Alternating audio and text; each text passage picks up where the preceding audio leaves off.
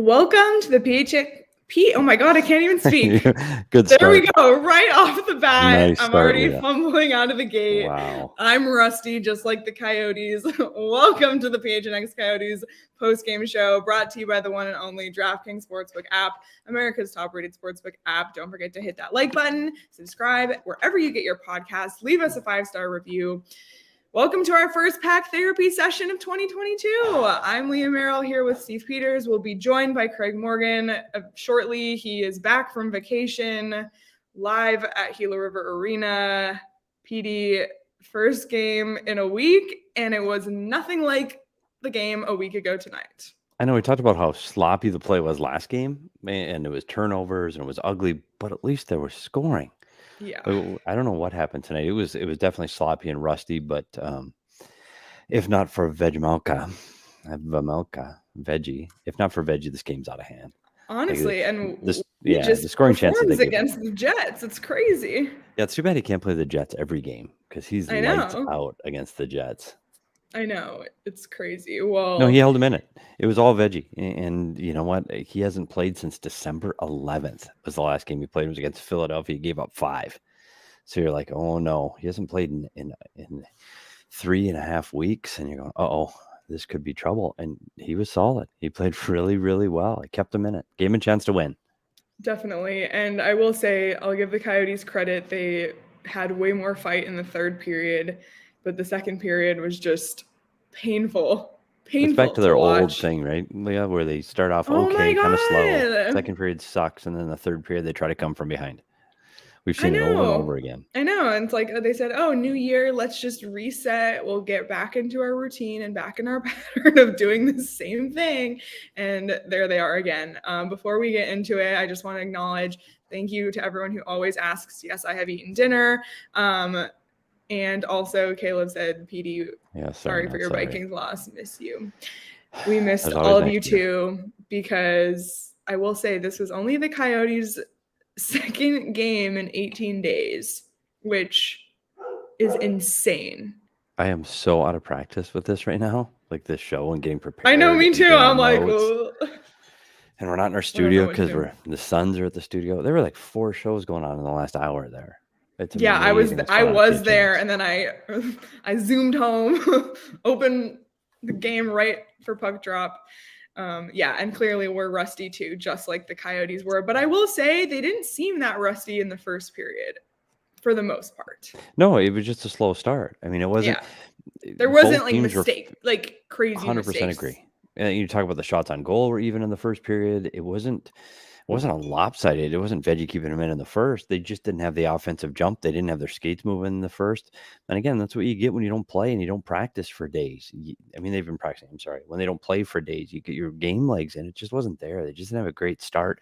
They had a couple of scoring chances early. Kessel was in all alone with a great chance. Keller had a good chance cutting to the middle. Then I thought the best of the period was Ladd. Ladd had a chance off a Keller delay entry.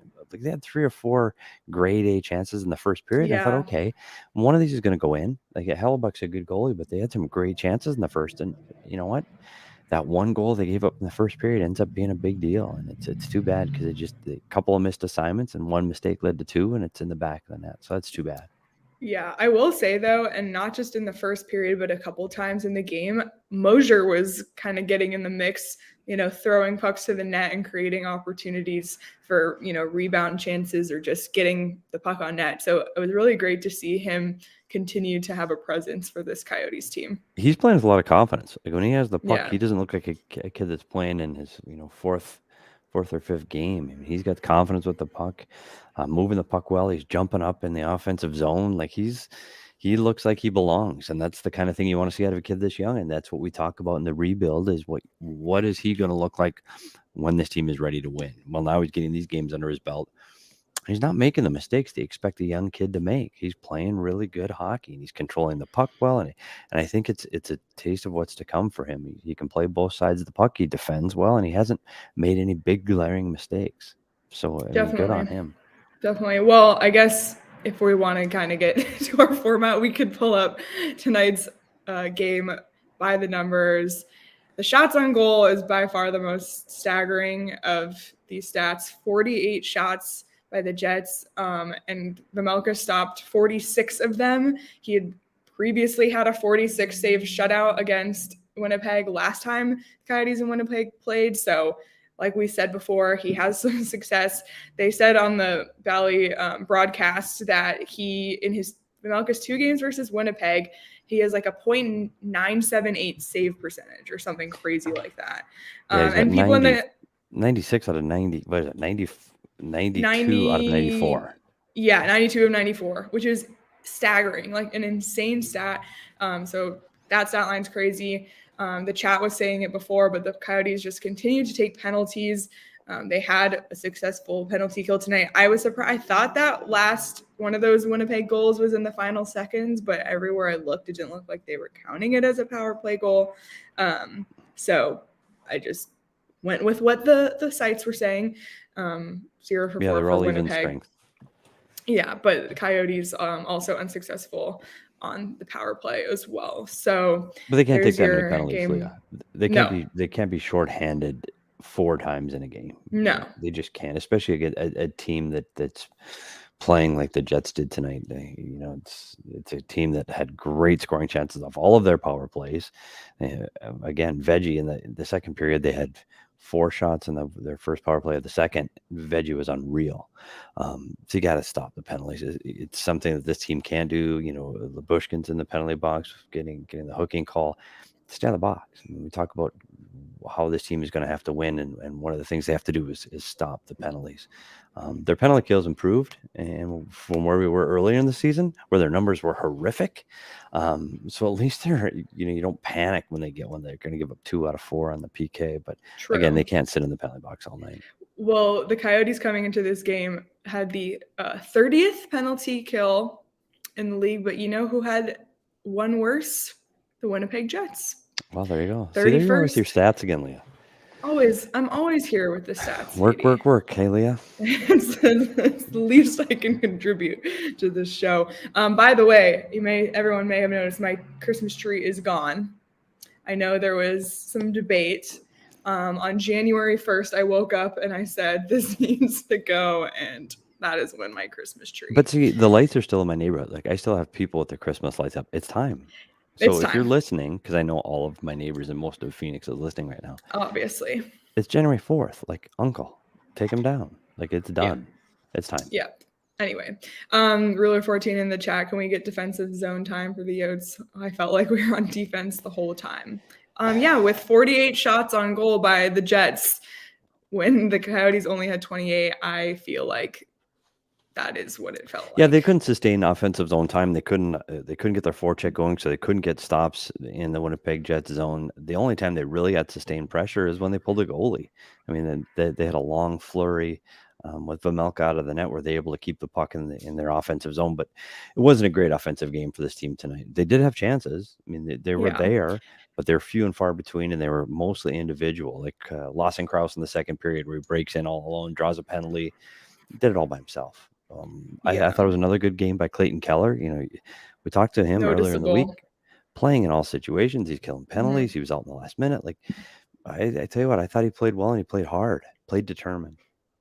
Yeah, and speaking of just the lack of offense, the Coyotes went, I think, 8 minutes in the second period without a shot on goal.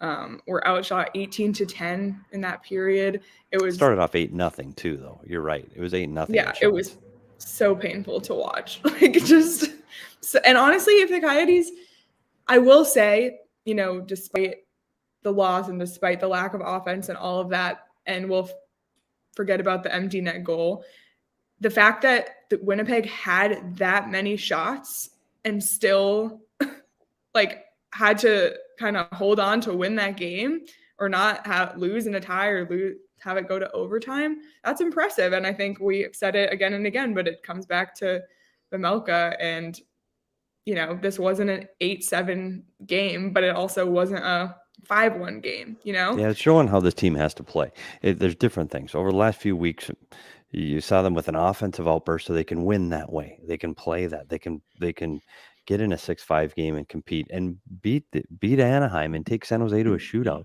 by putting up numbers. Now, this is what we saw earlier in the year, where offense wasn't there, chances weren't there, goaltender holds them in.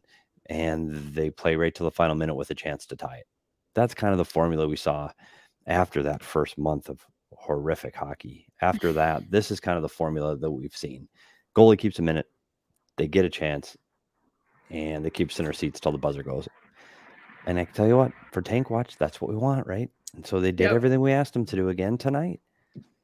Yep. Well, let's pull up your keys. First time having keys, it feels like in 2 months because well, what I know what we're gonna say. They haven't played. I know. The key to the game was. Well, let's pull it up. Shake off the cobwebs. That's only the Coyotes' second game in 18 days. Well, we already talked about how. Yeah, they didn't do that. And Veggie, he was the key to the game. I mean, that was the key, and he had to repeat that performance that he did, and he had 46 saves again tonight. Light the lamp. They just didn't find their offense today. They weren't moving the puck like they've done in the past. Their feet weren't moving like they had in the last 2 games, and they weren't getting pucks to the net like they did in the last 2 games. So the offense definitely dried up, and that's too bad. There were a few opportunities. Kessel was around the net in the third period, bounced over his stick. When Mosier came around behind the net, they had a few good looks, but this wasn't an offensive output like they had in their 2 prior games, and that was what really was missing, and that was the downfall today.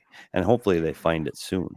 It's not like this team's got a lot of guys on the COVID list. This is it for a while. I mean, the guys that are on the injured list are injured still. I don't know when Chychrun. We'll talk to Craig about Chychrun when he comes back, when he comes on later. But they're gonna have to find a way to get offense. It's a problem all season.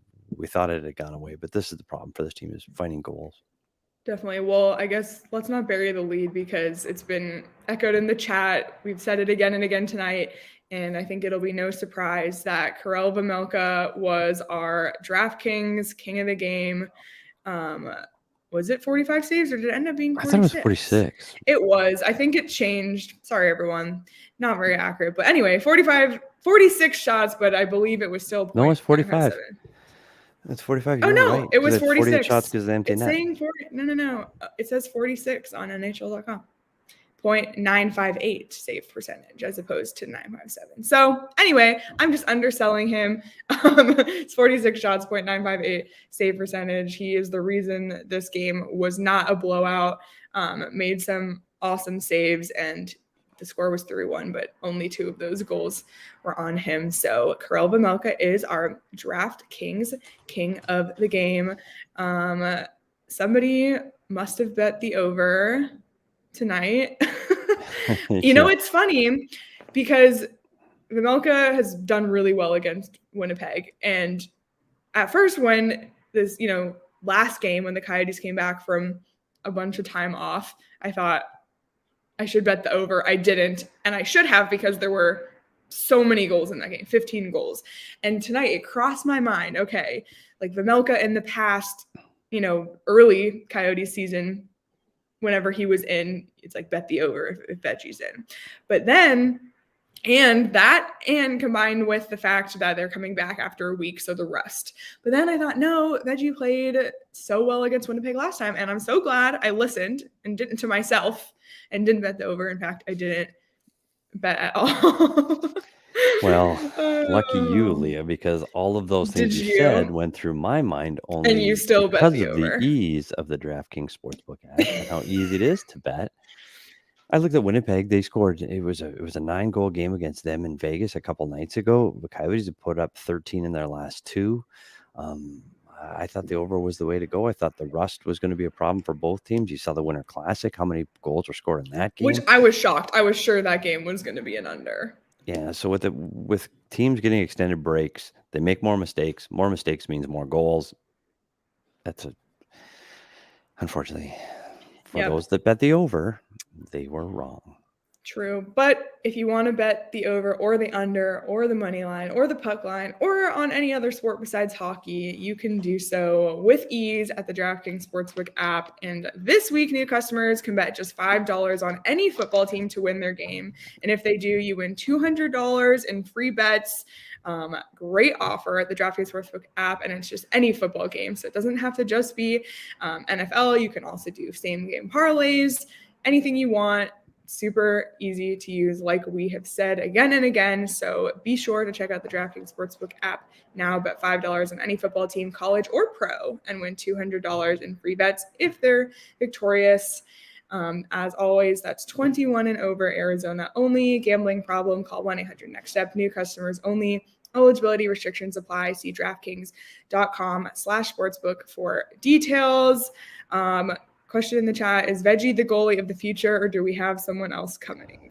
You know what? I won't say no, but I think all things point to it being Ivan Prosvetov right now, who's the starting goalie down in the American League team down in Tucson. But you don't want to give up on Veggie. I mean, Veggie, when he's good, he's really good. The problem right now is he's still so young and so new to the North American game. He hasn't found that consistency. To be a starting goalie in this league, you need to play the same way every night. Like, you got to be consistent. You got to find a way to build that into your game, and he doesn't have it yet. The highs are high and the lows are low. So if you can find a way to even that out, work with Corey Schwab, get more ice time, needs to mature a little bit more. Definitely don't write Veggie out as potentially being the guy in the future. Absolutely not. Right now, I think their plan for management and the coaching staff is Ivan. But no, Veggie's name's going to come up for sure. Well, not to keep railing on the negativity tonight, however, it is a pack therapy session. But Petey's Puck Talk is back. That's time. So I know, but it's time. I hate this though, because it looks like I'm being negative when I do. The Coyotes they don't give us a lot to work with. So it's hard to be positive with the team. So they're making mistakes. And this is what we say. It takes more than one mistake for a puck to end up in your net. Yes. It takes the first mistake causes the second mistake, which causes the third mistake. And that's when the puck ends up in your net and you're down 1-0. So this is the big goal of the game, because the second goal is on a penalty kill. The guy walks out of the corner and beats Vejmelka clean. The first goal, to me, if you can get through that first period without getting scored on, that goes a long way to what you can do to win this game. So it's unfortunate, but we're going to take a look at what happened on the first goal. And again, we're not harping on individual players. People read things really quickly. This starts with Phil Kessel. Everybody goes to the one side of the ice. Phil Kessel, his responsibility is a right wing.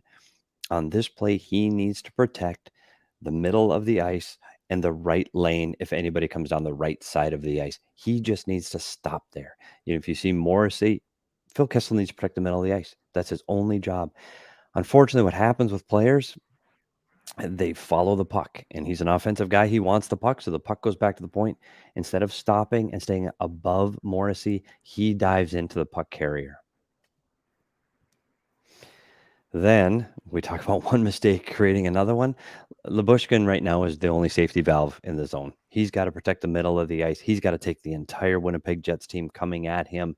He needs to be the guy to defend right now. He, again, needs to stop so he can protect the middle of the ice and see a 2-on-1 coming at him. But he doesn't, and he dives in and chases the puck. And when he dives in, it leaves Morrissey's lane on Morrissey's left side, the Coyotes' right side of the ice, wide open. There's nobody down the side of the ice. If you go to the next slide, from behind Vejmelka, you can see how wide open Morrissey is. Someone needs to be on that side of the ice. Should have been Phil Kessel. When Phil Kessel left, it's got to be Lyubushkin.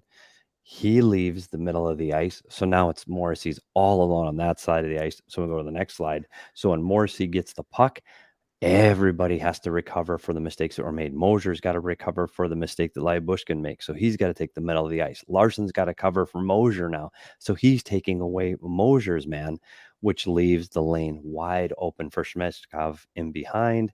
The pass goes across to Svechnikov, and Vejmelka's got way too much ground to cover, and the puck ends up behind him. So we started with Kessel drifting. Lyubushkin can't dive up into the play, and now Moser and Larson have to cover up for those earlier mistakes. And it's too far. It's too far for Vejmelka to travel. He can't get all the way across there. So it's unfortunate. And it's the funny thing is, when you see one little mistake, when you see the game and you're starting to watch Phil drift, and you go, oh, Phil, you're leaving Phil. And you go, oh, there's so much area of ice available. You're like, oh no. And that's what happens. 1 causes 2, causes 3. But I'm not sitting here blaming Phil. Phil's a goal scorer. He sees an opportunity to create a turnover. Phil's going to go. Okay, that means Lyubushkin's got to cover up for him. So everybody's got to work as a 5-man unit. And when you see one mistake, you can't be the guy to make the second one. So unfortunately, it's another negative Petey's puck talk tonight. But no, it's not negative. And the chat was saying that it's extremely constructive and they love it and they learn so much. And also, I just have to read this comment by Caleb. Petey, I hate negativity. Also, Petey, I hate the holidays, children, people who smile, and I love my dentist. Okay, Caleb. Maybe there's a pattern there, Caleb. You might be right. You may be onto something. Anyway, we got it out of the way. So hopefully on Thursday night against Chicago, we'll have a little more positive spin. Very true. Very true. What do you think? So Chicago's coming in. They're 11-17-4, 7th in the Central Division, 8th in the West. Started off really bad. Came back a little, not as bad, but still aren't great. Do the Coyotes have a chance against the Blackhawks? Absolutely. And this is a team that, again, they can score goals. They still have a lot of talent up front. And they're, Patrick Kane's a guy that's been able to beat the Coyotes in the past. I think this is a good matchup for the Coyotes on the other side of the puck. I think the Coyotes are going to get scoring chances. I think they're going to be able to create turnovers in the offensive zone. And I would expect a lot more offensive zone time on Thursday and a lot more scoring chances on Thursday. So I'm not saying take the over. I'm just saying Petey's not giving his betting advice. I definitely think they have a chance. Yes, well. And Chicago's lost in overtime tonight? Did you see the Makar overtime goal? No, I know. Tonight? Shane's just talking to me. I was kind of watching the Coyote game. My God. I mean, it was all over the Twitter timeline. It was so impressive. Like, holy. Okay, I'm on it after this. After I get done doing my job. Gosh. So it was a nice goal. But again, that's a 7-goal game. So if you're looking at the over, and I think that with Chicago coming into town, Coyotes on their second road game, they've been at home for a very long time. I think the Coyotes definitely have a chance. It's interesting to see what they're going to do in the net, though. So Veggie makes 46 stops tonight. Does he come back on Thursday and play? Or do you want to make sure that Wedgwood's getting his time and he's not sitting out too long and Wedgie gets to go? It's going to be interesting to see. We'll ask Craig his thoughts. I think the goalie carousel continues of us trying to figure it out. I think it's Veggie. So it's going to be Wedgwood. Exactly. PD wrong again. Yeah, way to go. Speaking of Craig, he did text us during Petey's Puck Talk that he is in the elevator, so he will be joining us shortly. Yes, making moves. I wasn't sure. Did you want to do Tank Watch before he gets on the standings? Yeah, we can. We can. No, we haven't done the standings. So after tonight, Coyotes stay with their 15 points, 32nd in the league. Montreal is the next lowest with 18 points, but they have played 4 more games than the Coyotes. So wow. The Coyotes could catch Montreal. Montreal's game tonight against Washington was postponed, so didn't get the opportunity to see how that one turn out. But the Coyotes could catch the Canadiens. These Canadian games getting canceled is going to cause a problem. Like, I don't know how they're going to fit all these games in. There's teams that are getting way behind on their games right now. So I'm curious to see how they're going to fit all these in. Montreal really is the only team that's close. Ottawa's got 2 games in hand, and they're 5 points up. Seattle's up by 9. I mean, 9 points is a lot of ground to make up, man. That's a lot of ground. So the Coyotes are, I guess, rebuild reminder. They're right where they want to be. We don't have the button when we're at home. We don't have the button, but we do have the graphic. So I will do my best Erin impression. But by the way, Erin's been sending us her clips from her new job, and she's crushing it. But she is crushing it in Oregon. Rebuild reminder. Was that okay? It's not Erin, but it's not Erin, but it was close. It was close. No, but it's exactly where they wanted to be. And as much as this is difficult talking about another Coyote loss, that's the plan. Stick with the plan. And I said that in my New Year's resolution. Stick with the plan. If you're going to do it, do it. Because the talent that's out there in these upcoming drafts, Man, it's outstanding. And if you can get one of these guys, you get that Shayne Wright or Connor Bedard, changes everything. And look who's here. Perfect timing. Craig's calls. Craig's call. It's Here's What's up, Craig. guys? I feel too It's small. their first. I need to get I know larger.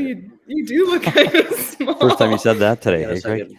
Hey, look at Oh that. my on god, you. this is our That's so much first taller. time, all three of us on a post-game show together in In a very ages. long time. In Very long ages. It's crazy. It has we been missed you, Craig. really, really Craig, weird. Well, thank Craig, you. was the game any less boring there? Nope. Actually, if you look behind Craig right now, that's about the same number of people that were there during the game. Did you play that video? We did No, not. but we can play it right now. I have it right here. This was the crowd during the first period, by the way. Yeah, this is during the game. Yeah, I don't know if I've ever seen a smaller crowd here. Look, there are a lot of things going on right now. COVID is spiking like crazy across the nation. There have been postponed games. I get that. Maybe people don't want to be out. It's just after the holidays. And oh yeah, this team isn't very good. Combination of factors, but man, it was a ghost town here tonight. Yeah, does it improve on Thursday? Well, it's the Blackhawks, so probably. Yeah, Chicago's usually a big draw, but somebody had made a good point that people don't want to buy tickets if so many games are getting postponed. It's like a risk to buy tickets. Yeah, I think that's fair. I think it's fair. I think some people are nervous about what's happening right now, whether that's well-founded or not. Yeah, there's a lot going on right now. It doesn't help that the team just isn't very good. They're not winning games, and they're not going to win games for the rest of the season, and probably not next season either. So. True. Well, Craig, so far, I mean, we've covered pretty much everything. We made Karel Vejmelka our DraftKings king of the game. We talked about the mistakes made on the first goal against the Coyotes. Who did you get to talk to tonight in the press conference, and what did you hear? Well, we're supposed to talk to Clayton Keller and Shayne Gostisbehere, but Ghost was getting treatment after the game, so we only got Clayton Keller and Andre Tourigny. So there wasn't a lot of insight. Clearly, there has not been any sort of continuity for this team over the last 3 weeks. They played, I think it's 2 games in 18 days or 17 days, something like that. So it's really hard to get any kind of rhythm. And look, other teams are in the same boat, but Winnipeg just played. I don't think that the Coyotes were necessarily lacking in sharpness tonight. It's sort of some of the same things. They just don't generate a lot of offense. There's just not a lot going on there. And they're playing against one of the best goaltenders in the league, too, in Connor Hellebuck. So you've got to get a lot of rubber at him. You've got to get traffic in front of him. And I don't think they did much of a job of that tonight. They didn't have a lot of quality scoring chances. There was a play that I focused on, though, in one of my tweets with Clayton Keller is just sort of indicative of the player that I think he's becoming. He's been far more consistent this season in all 3 zones. There was a play where he was at a dead stop at the other end of the ice. Nikolai Ehlers is going in alone, and Clayton Keller tracked him down and lifted his stick just at the last moment to prevent a scoring chance. That's the kind of play that we never saw from Clayton Keller in the past. To me, and again, I want to see it keep happening over and over again, more consistently. I want to see him do it past the midpoint of the season, but he just looks like a more complete player than he's ever been. Yeah, he's playing 200 feet in something we haven't seen in his game, killing penalties, all the situations he's playing in, playing with a little bit of jam too. He had a few shots on goal, and none that were a real threat. I don't think. Maybe one on the power play. I know he cut across the middle in the first. You go, oh, maybe, but he's definitely playing with more jam. But when you talk about scoring chances, Greg, I mean, grade A's, maybe 4, maybe 5. And it's too bad because we talk about it all the time that this team can't generate offense. Then they go out and score 13 goals, and now people expect, me included, that, okay, maybe now they're going to start scoring. And this is probably closer to who they really are, that they're not going to generate a lot of offense. I'm still waiting to see Nick Schmaltz. It's another guy I didn't notice at all tonight. Yeah, that's fair. I don't know what's going on there because some of those other guys in that middle core, we've noticed them in various stretches. Jacob Chicken for a long time for the wrong reason. But Lawson Krause had the unbelievable game the other night. Christian Fischer has done things this season that I think warrant mention, and Clayton Keller we just talked about. But Nick Schmaltz really hasn't been able to establish much of anything this season, and they Yeah, I know he's been really, out a long yeah, time. I get it. yeah, but they need him to drive offense. I mean, you know his strengths through the middle of the ice. He can carry the puck. He does it as well as just about anybody around. They need him to be generating offense, and he's just not doing much. Yeah, and right now it's been Kessel and Keller. And Kraus, I tell you what, for me right now, if you have to give me my most valuable forward, and I mean all over the entire game, I'll take Lawson Kraus. I know Keller does a lot of things. Man, if Kraus could just get that one last piece where he was dangerous with his size, if he could just get that, I'm an animal on the ice and I'm going to hurt somebody. If he could get that, and he doesn't have that element, but if he did, he would take his game to a whole new level. Like if he could just be a little bit more physical with his size, because the speed is there, the offense is there, he defends well, he works his ass off, but you just want him to just put someone through the glass once. He's a big man. If he could find that, I tell you what, he could really become a high-end player in the league. But I don't know if he's going to have that gear. I just don't know if he has it. What do you guys Craig? think? Oh, Go ahead, Leah. Go ahead. No, you go ahead. I was going to ask what you guys think should happen with Lawson Kraus at the deadline. I think there are going to be some teams interested in Lawson Kraus. Would you move a guy like that? He's a restricted free agent, so you've got him on a cost-controlled contract. I think he's taken another step. He's become a really good player, and he's young. What would you do with a guy like that? See, this comes back to the question of all these players. It's Chychrun. It's what are they going to do with Fisher? What are you going to do with Kraus? What are you going to do with Keller? When is the rebuild over? If you could plan it, you want a guy like Kraus in your lineup, and you can get him at $1 that I think you can be satisfied with right now. And I don't think you've seen the best of what his career is going to be. I keep Lawson Kraus. On the other side of the coin, though, there are teams that want to have Lawson Kraus in their lineup that think that he can help them in their bottom six to be a guy that can help spread the offense around, and he can play hard minutes. There's going to be teams after him. It's just what we've seen with GM Bill Armstrong, what that price is going to be. What is it going to be to get it? A Lawson Kraus. Is it going to be a high? Is he going to ask for a high draft pick? I think Kraus could get maybe a second, maybe a third. I'm not sure for sure. I'm not sure I move him for that. I don't either, but again, and that's where Bill Armstrong is. Who do you keep? Like, we still need to have a team with 23 players on the ice next season. I don't know. Like, Lawson Kraus is going to command a second, maybe a third, and Bill Armstrong is going to look at that and go, I can get another draft pick. We're not going to win anyway next year, maybe. Yeah, I talked to him the other day, and he said to me that we've been pretty consistent in not talking about, moving players. I mean, Phil Kessel's obviously an outlier in that everybody knows that Kessel wants out, and it makes sense that he wants out, and I think they'll move him. But he did tell me the other day that they have been pretty consistent with not talking about moving those sorts of players that we're talking about now. Now, you forced me down this road, and I didn't think I was going to go here again with Jacob Chychrun. Leah, you set me up, didn't you? I didn't. No, you asked the question about Lawson Kraus. I was going to move on to a new. Before you go into that, Craig, but have you talked about Jacob Chychrun and where he's at on returning to this lineup? Is it something imminent? Do we expect to see him this week? Yeah, Andre Tourigny said that he's close. He knew he wouldn't be playing tonight, but he's close. So we'll probably see him by the end of the week. I'm guessing he'll be back in the lineup, and then the trade rumors will heat up even more. I liked what Darren Drager said tonight, because I think that is closer to the truth than you've heard from some other places.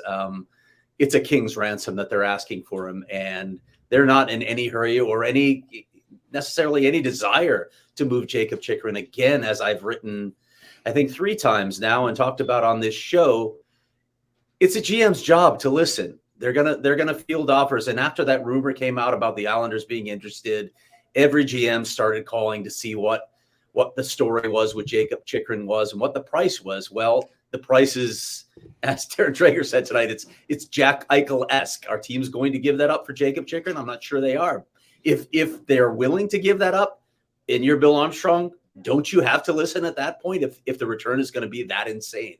Of course you do as a GM. Go ahead.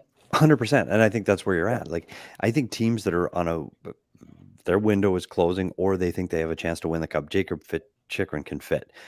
The problem with you look at Jacob Chikrin as a -29 right now with the Coyotes is because he's asked to play minutes that his type of play doesn't warrant. He's not a guy that should be a key matchup guy. That's not who Jacob Chikrin is. He's an offensive defenseman that can be your 2-3-4 guy that can play all offensive zone draws, power play, and get those minutes. There are teams that have shutdown D. They have a shutdown bear. They don't need Jacob Chikrin to do that. And he can fit. And his money, his contract is very attractive. He's young, he's athletic, and he can score. So I think there are teams that want him. But when you say, okay, it's 2 first, a prospect, and a player, okay, well, you really better be sure because you're selling your future on it. So, and that's what I say to Bill Armstrong. Yeah, two first, a prospect and a player, or whatever that is. Yeah, okay, and then we'll talk. We'll see what it is. Yeah. But until that comes, just let Jacob Chikrin ride it out because he's going to be a guy that you do think when they get to the rebuild reminder that he's going to be a piece of the puzzle. You hope so, but they are going to have to surround him with better defending defensemen than they've been able to do so far this season. I don't think anything is. Listen, I don't think anything's imminent on Jacob Chikrin. In fact, I don't think anything is even possible to happen in the next couple of weeks. So, and we can talk about why that is later, but I don't see anything imminent happening with him at this point. Again, they're not in a rush to move a Jacob Chikrin. Yeah, other than he's ready to play, that's what's imminent. Yeah, he should be back in the lineup soon. And you mentioned the money too, Petey. That's second pair money in the NHL today. That's second pair money for a defenseman. So, I mean, there are some teams obviously that can use them. I mean, look, we're going to talk about Edmonton tomorrow on our podcast with Daniel Nugent-Bowman, who is the beat writer for The Athletic, and they've got a lot of problems right now. They've got a lot of holes in that lineup. One of those is they could use another left-handed defenseman. I know Elliot Friedman said that Edmonton probably isn't interested, and it's tough for Edmonton to fit anything under their cap. That roster is so poorly constructed that's one of the problems they have up there. But talk about a team that could really use a player like Chikrin. Edmonton is definitely it. Definitely. Well, you had mentioned it, Craig. We will probably get more into this conversation tomorrow about Jacob Chikrin and trade rumors, you mentioned we're going to talk about what the heck is going on with the Edmonton Oilers. So if you haven't already subscribed to PHNX Coyotes podcast, wherever you get your podcasts, please do. And when you do so, leave us a review, write a review, rate us. All of that is really, really helpful for us. And if you're not subscribed to the PHNX Sports YouTube channel as well, please do that. Hit the bell and notification so you never miss any of our post-game shows, not just for us, but for any of the shows across our network. If you become a member at gophnx.com, you can access Craig's stories, because Craig's stories is where, we know it's the big writers like Elliot Friedman and Darren Drager, but if you want to know the legit stories on the Coyotes, the person doing the reporting, it's Craig. You can read all of Craig's stories at gophnx.com, become a member, and get all the great perks to being a member. So there's my plug of the night for becoming a member at gophnx.com, and our plug for our podcast tomorrow as well. Another plug for our podcast. Did you guys listen to that Dave Tippett press conference after the game yesterday? I did not. Oh, wow. That was a classic Dave Tippett press conference. I remember so many of those after the team. It wasn't even the team, actually.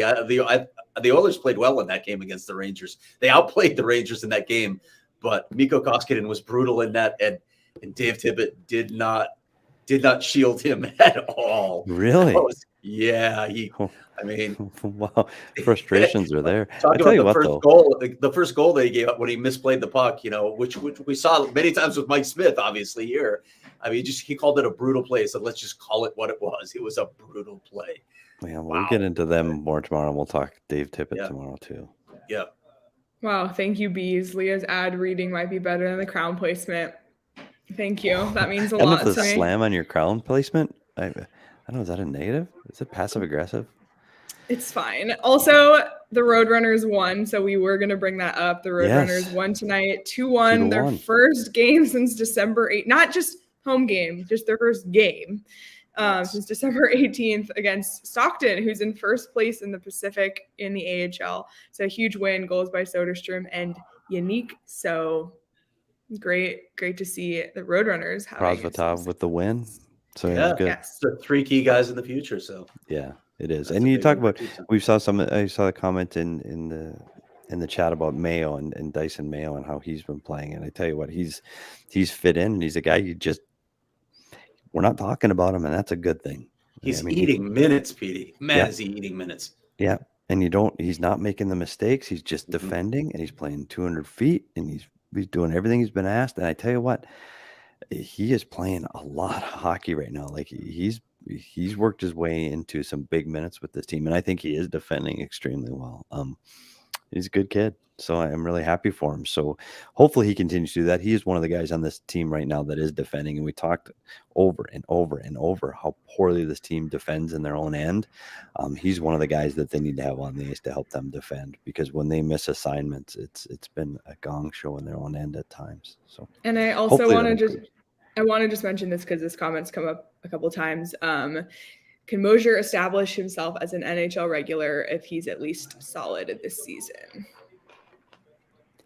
It's more of a question for Craig. I mean, especially in this lineup, right? I think there's opportunity in this lineup, and there will be again next year. He's a little bit of an older player, so he's a little more mature. They've really liked what they've seen from him. Bill Armstrong called him the best defenseman in Tucson this season before they brought him up. He said he'd been the most consistent start to finish. So they're pretty happy with him right now. And again, look at the situation here. Maybe this doesn't happen on a different team in a different situation, without the kind of opportunity and holes in the lineup that the Coyotes have. But yeah, I think that's a possibility at this point. Yeah, too. And I don't think he looks out of place in the NHL either. He's not making the glaring mistakes. He's got confidence with the puck. So I think these are valuable games that he's gaining experience in for what that future is for him, where I think he is going to be a key player in this. And you talk about another guy like Connor Timmins, who's been out of the lineup all year, who's still a young player. And if Jacob Chychrun stays, I mean, this is a young defensive core that could be really solid in a couple of years. Who knows what the rebuild is going to look like? Who knows who they're going to draft or pieces they'll acquire along the way? But right now they've got a good young core of young defensemen. Well, Craig, before we finish up here, Petey and I, once again, we're back to this. It feels like deja vu. 2022, same stuff. Veggie obviously had a standout game tonight. Who plays Thursday? Yeah, you missed that one. I have no idea. I'm not even going to guess. I just want to see Wedgwood in net so that we can see his new mask. His new cage is out there, yeah. Is it there? Is it on the internet? Yeah. Yes, Craig tweeted it. Buddy, Buddy, even get on the Twitter app. Retweeted it. Spit and Chicklets put it on their Instagram and their Twitter. Didn't see that. And they did give Craig credit. So if you haven't seen Wedgie's new mask, go on Craig's Twitter at Craig. Did that happen during the game? No, it was just earlier today. Yesterday, yeah. So first, Petey hasn't seen the McCarr goal from tonight.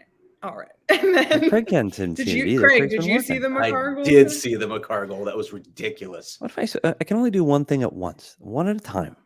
And I'm Twitter, I don't know how I missed it, because I do check kind of once in a while my Twitter. Okay. So I'll look for that mask. You'll want to, that's right. You'll want to watch that goal, though. That's an unreal goal. And by the way, you guys are going to be here tomorrow at Gila River Arena?